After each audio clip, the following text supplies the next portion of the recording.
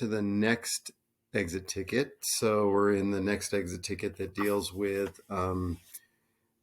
looking at polynomials and dividing them, adding them, multiplying them, and solving them. So we have a bunch of different things that we're going to do. But of course, it also makes us have to go through and factor. So let's take a look at the top of that number here. So because we have a 1 there, we multiply 1 times 4, which is 4.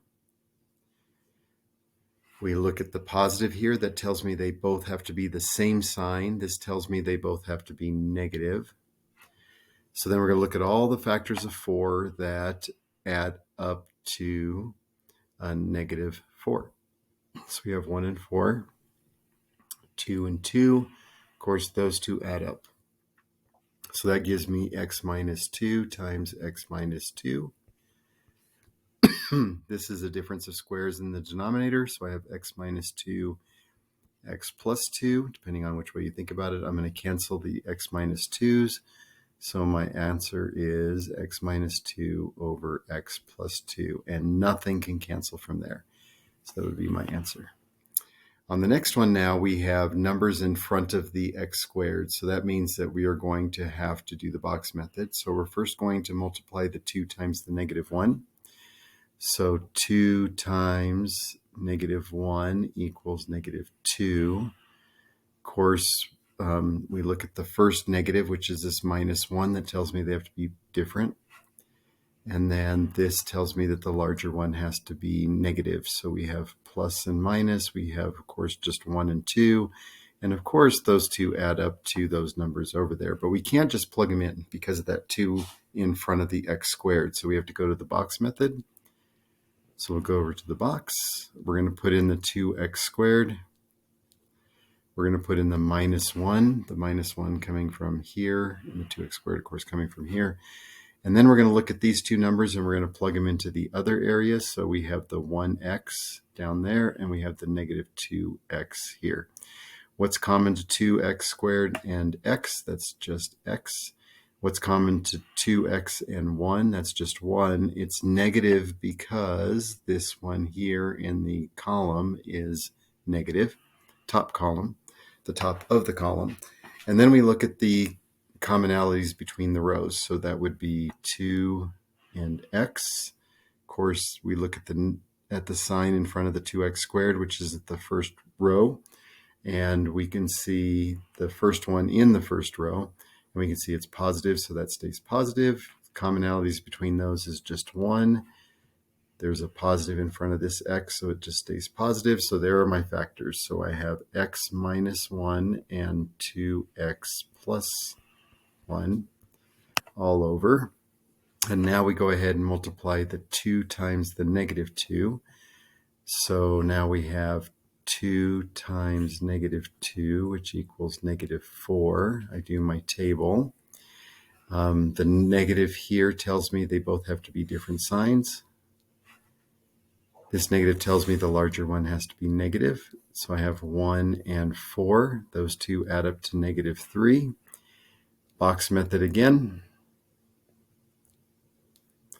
This time I have a 2x squared, and I have a negative 2. I have a 1x and a negative 4x. I look at the columns here. I can see that only an x is common. I look at the columns here, the column here, and I can see that 2 is the only one that's common. And I pick out the negative because the top one is a negative. And then I have 2x squared minus 4x. So common to those are just 2x. I have a plus in front of this one, so therefore it's plus here. X and 2, the only thing that's common is 1. And I have a plus sign in front, so therefore that's going to be positive as well. So then we get x minus 2 times 2x plus 1. Of course, the 2x plus 1's cancel, and I'm left with x minus 1 over x minus 2. Okay, now we move on to the next one. So on the next one, notice that we have a division. So before I do anything else, I'm going to first convert it to multiplication. So I have 3x squared minus plus 6x over x squared minus x minus 6 times 4x cubed minus 12x squared over x squared minus 9. Now, a couple of these I know how to factor already, and actually I should say 3 of them. This one here is a perfect, as a difference of squares. This one is not a difference of squares. I have commonalities there, so I'm going to take out the greatest common factor, another greatest common factor, and then this one I do have to go ahead and do the table. I don't have to do the box method because there's a 1 there. So I have a -6, and of course it's going to be plus or minus. Larger one's going to be negative, so 1 and 6 doesn't work. 2 and 3, that one does work. So I've already factored that. So now we're going to factor everything. So notice here, with 3x squared and 6x, I can take out a 3x, and I have left over an x plus 2. In the denominator, I can factor this one because I can see the factors down there. So that is x plus 2 and x minus 3 times. And then I can take out a common one out of here, 4x squared. I can take out 2 of the x's, and I'm left with an x and a minus 3.